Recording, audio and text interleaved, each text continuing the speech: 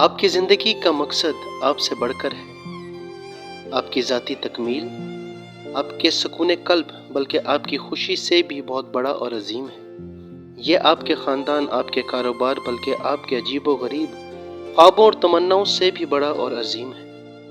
اگر آپ جاننا چاہتے ہیں کہ آپ کو اس دنیا میں کیوں رکھا گیا ہے تو لازم ہے کہ آپ خدا سے شروع کریں۔ آپ کے پیدا ہونے میں اس کا ایک مقصد تھا اور آپ اسی لیے پیدا ہوئے کہ اس کا مقصد پورا کریں۔ ہر چیز کا آغاز خدا سے ہوتا ہے کیونکہ کلام میں لکھا ہے، کیونکہ اسی میں سب چیزیں پیدا کی گئیں، آسمان کی ہوں یا زمین کی، دیکھی ہوں یا اندیکھی، سب چیزیں اسی کے وسیلہ سے اور اسی کے واسطے پیدا ہوئی ہیں۔ جب تک آپ تسلیم نہیں کر لیتے کہ کوئی خدا ہے، اس وقت تک زندگی کے مقصد کا سوال بے معنی ہے۔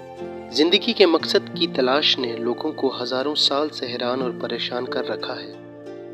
وجہ یہ ہے کہ ہم ہمیشہ غلط نقطے یا غلط جگہ سے یعنی اپنے آپ سے اور اپنی ذات سے شروع کرتے ہیں۔ ہم وہ سوال پوچھتے ہیں جن کا مرکز ہم خود ہوتے ہیں۔ مثلاً میں کیا بننا چاہتا ہوں؟ مجھے اپنی ذات کے ساتھ کیا کرنا چاہیے؟ میرا نصب العین، میری منزل مقصود کیا ہے؟ مستقبل کے لیے میری آرزویں اور میرے خواب کیا ہیں؟ لیکن اپنے آپ پر نظریں مرکوز کرنے سے ہماری زندگی کا مقصد کبھی ظاہر نہ ہوگا۔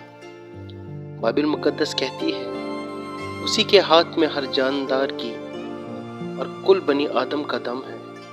عام کتابوں، فلموں اور سیمیناروں میں بتایا جاتا ہے کہ انسان اپنے باطن میں دیکھنے سے زندگی کا مقصد دریافت کر سکتا ہے، لیکن حقیقت اس کے برعکس ہے۔ آپ نے بہت سے طریقوں کو ضرور آزمایا ہوگا۔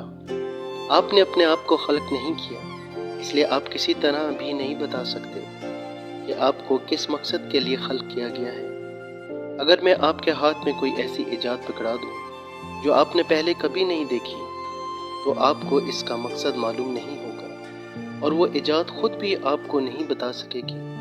صرف اس کا خالق یا اس کا موجد یا اس کے طریقے استعمال کا کتابچہ ہی اس کے مقصد کو ظاہر کر سکتا ہے۔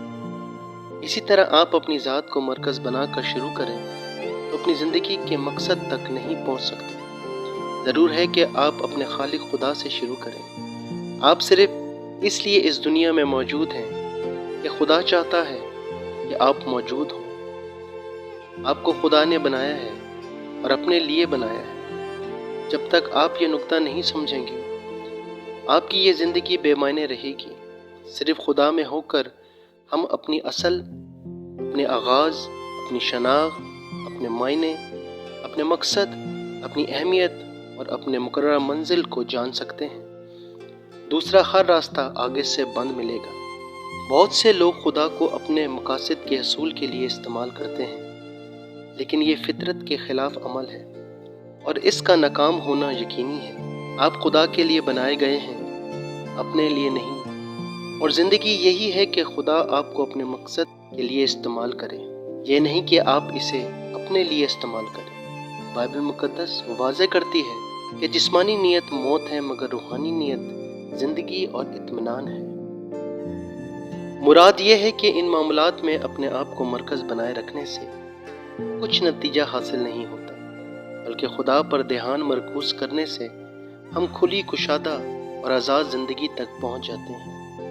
ہم نے بہت سی کتابیں پڑھی ہوں گی جن میں زندگی کے مقصد کو جاننے کے طریقے تجویز کیے گئے ہیں۔ ان ساری کتابوں کو اپنی مدد آپ کے زمرے میں رکھا جا سکتا ہے، اس لیے کہ ان میں اپنی ذات کو مرکز بنانے کے نقطہ نظر سے بات کی گئی ہے۔ اپنی مدد آپ والی کتابیں، یہاں تک کہ اس قسم کی مسیح کتابیں بھی، اپنی زندگی کے مقصد کو تلاش کرنے کے ایک جیسے اقدام پیش کرتی ہیں۔ مثلاً اپنے خوابوں پر غور کرو، بلند نظری سے کام لو، ہمت نہ ہارو، یقین رکھو، کوشش کرنا نہ چھوڑو۔ بے شک ان تجاویز سے اکثر بڑی کامیابی حاصل ہوتی ہے۔ آپ دل لگائیں تو اپنی منزل پر پہنچنے اور اپنا ہدف حاصل کرنے میں کامیاب ہو جائیں گے۔ کامیاب ہونا اور زندگی کے مقصد کو پورا کرنا دو مختلف مسائل ہیں۔